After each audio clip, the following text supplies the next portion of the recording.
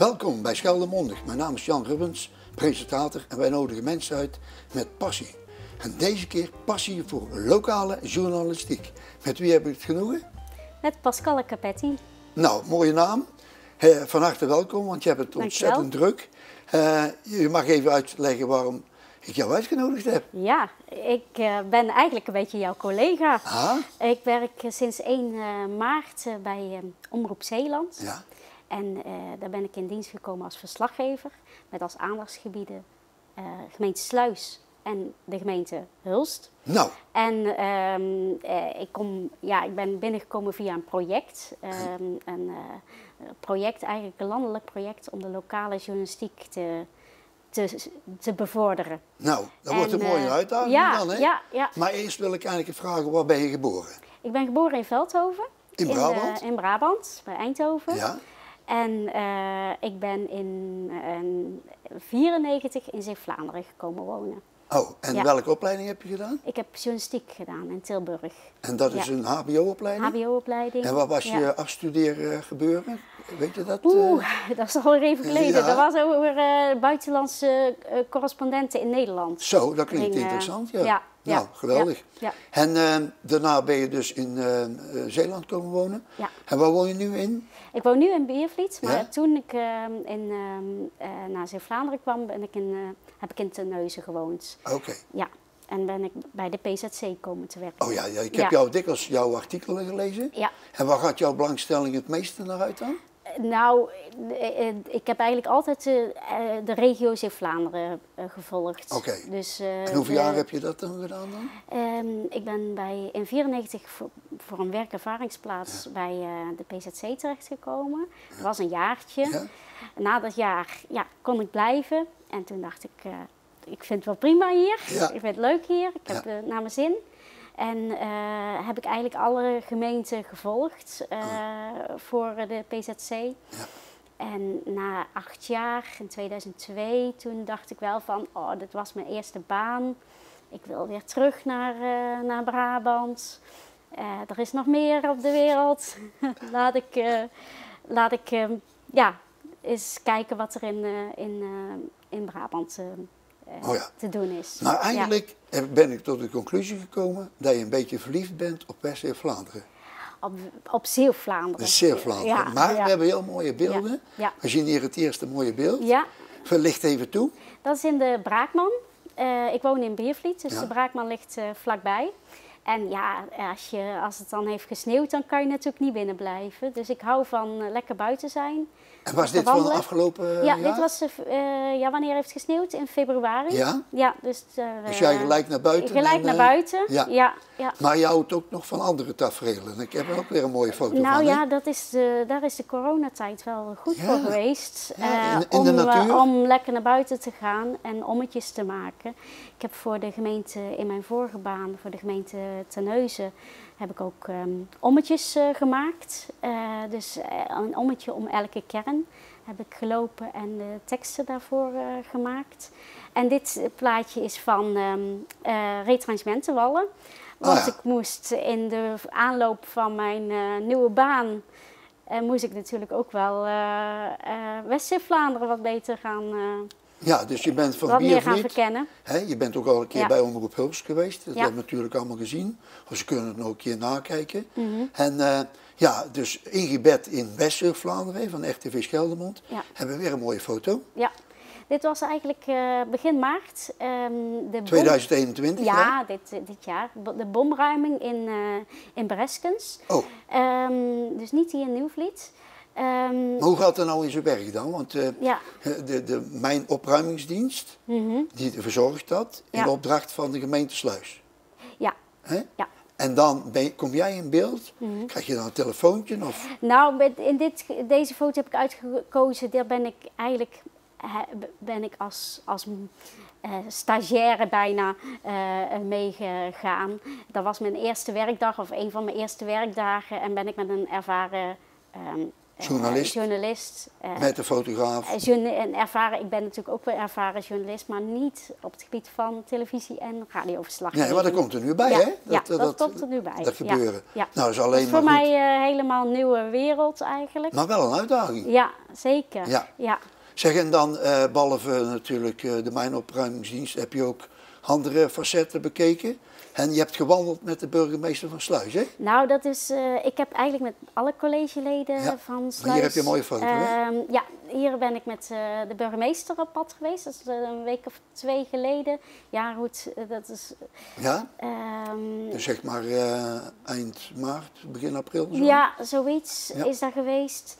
En hebben we in IJsendijk afgesproken. En dat was echt bedoeld als een kennismakingswandeling.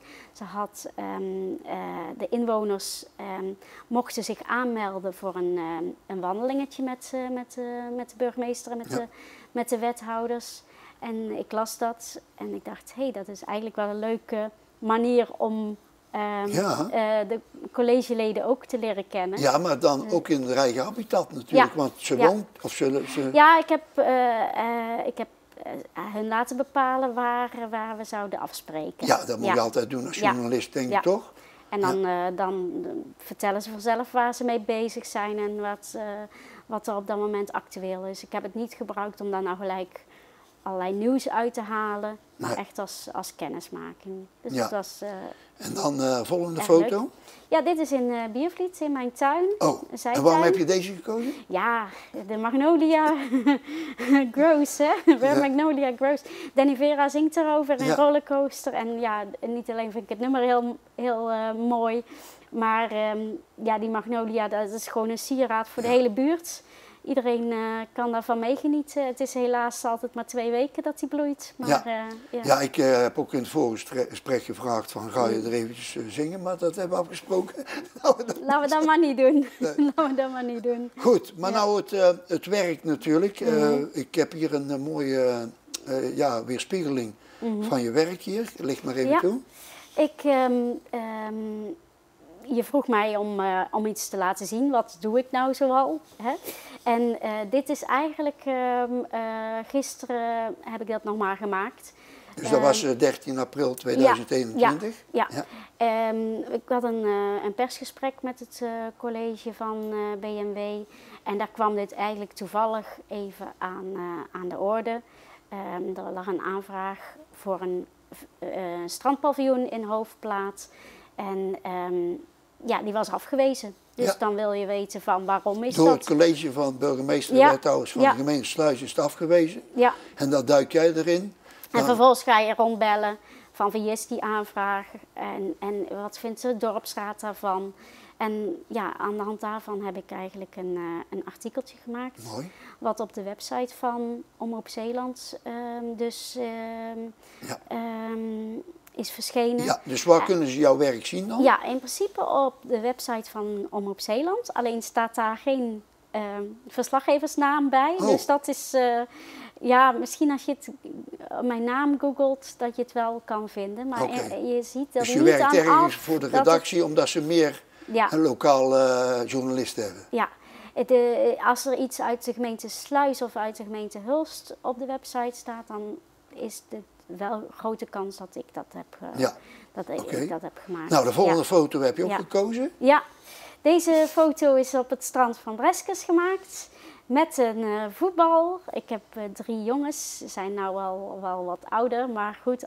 Welke leeftijd ongeveer? Ze zijn 22, 20 en 18. Oh. Ja. En zijn die nog in Zeeuws-Vlaanderen? 2 zijn er inmiddels studerend. En wat doen ze? Ja. Eentje zit in Nijmegen, die doet geneeskunde. Oké. En de ander zit in Eindhoven en die doet fysiotherapie. Nou, geweldig toch? Ja, maar als we naar het strand gaan, dan moet de voetbal mee. Ja, nou Pascal, we hebben natuurlijk ook, ik heb dat ook gedaan, voor lokale omroepwerken en ook andere omroepen. Daar moet je natuurlijk trainingen voor volgen. En wat voor bijkomende cursus heb je aangevangen? Kun je daar iets van vertellen? Ja, ik heb natuurlijk journalistiek gestudeerd, dus dat is al even geleden. En een hoop ervaring natuurlijk bij PZC. Ja, bij de PZC. En je hebt de mensen leren kennen, maar ik bedoel eigenlijk te zeggen, wat moet je nou eigenlijk, of mag je extra doen? Ja, en voor deze baan bij Omroep Zeeland, omdat het een project is, hè, het is een gesubsidieerd project, landelijk, vanuit de demissionaire minister Slop, die de lokale journalistiek wil stimuleren. Er zijn 7 regionale omroepen in Nederland mogen extra journalisten aannemen. En er zijn er 12, want er zijn 12. Nee, ja, maar 7 hebben dat budget gekregen. Van de 7, van de 12 zijn er 7 uitverkoren. Ja. Omroep Zeeland is uitgekozen. Ja, aan de flanken van Nederland. Buiten de Randstad misschien of zo? Ja, dat denk ik. Ja, dat weet ik niet precies. Oké, maakt niet uit, maar in ieder geval Omroep Zeeland. Een jaarcontract voor een jaar. Die mocht ook mensen extra aannemen. Waaronder ik. Ja, en die vraag kwam, die vacature kwam. En toen dacht ik, ja, dat is toch wel heel erg leuk. Ja. Ik was eigenlijk de laatste jaren, deed ik heel wat anders. Ik freelancete wel nog steeds voor de PZC. Maar ik had ook nog een baan als communicatiemedewerker bij een natuur- en milieu-educatiecentrum in Terneuzen. Oh, ja. En welke cursussen heb je gevolgd? Voor Omroep Zeeland, voor het project, heb ik afgelopen week een aantal cursussen gehad. Oh, vertel, want daar ben ik wel benieuwd naar. Ja, van de NOS. Want omdat de NOS moest je ook, je kon niet naar Hilversum? Nee, helaas. Nee, het was allemaal online. Voor je beeldscherm. Ja, en kun je daar iets van vertellen? De eerste cursus ging over diversiteit en inclusiviteit. Ja. De tweede cursus was, dan moet ik zo eventjes denken hoor, waar was het ook weer allemaal? Ja. Nou ja, over sociale media. Hoe vind je makkelijk je weg in de sociale media? Hoe kun je daar je nieuws vandaan halen?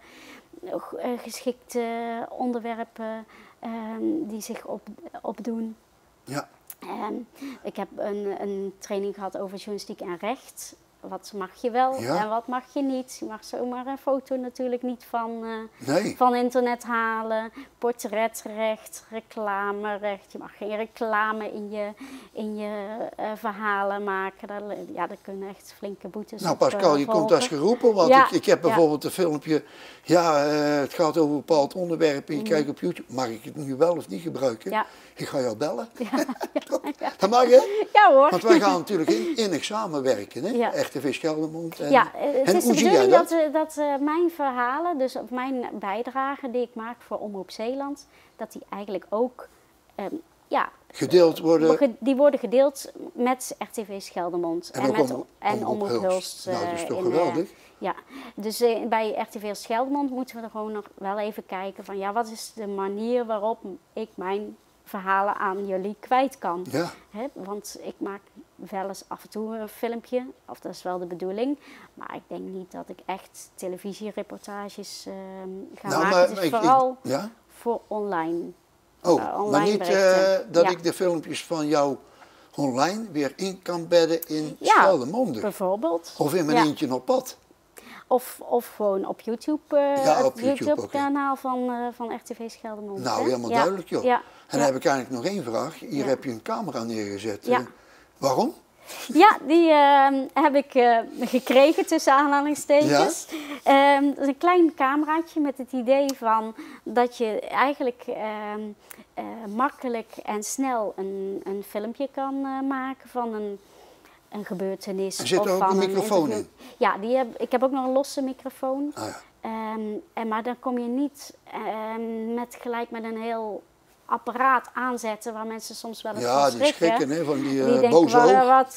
Wat krijgen we nou? En dit is een heel bescheiden cameraatje wat gewoon wat laagdrempelig werkt. Ja. En ik moet, eerlijk gezegd, moet ik daar nog een beetje in... Aldoende leert men, hè? Ja, dat is de bedoeling. Goed, nou, heel veel succes. Dankjewel. Ja. Wil jij nog een slotwoord doen, voordat ik afsluit? Even over nadenken. Nou, ik wil wel eigenlijk een beetje een oproepje doen aan de kijkers.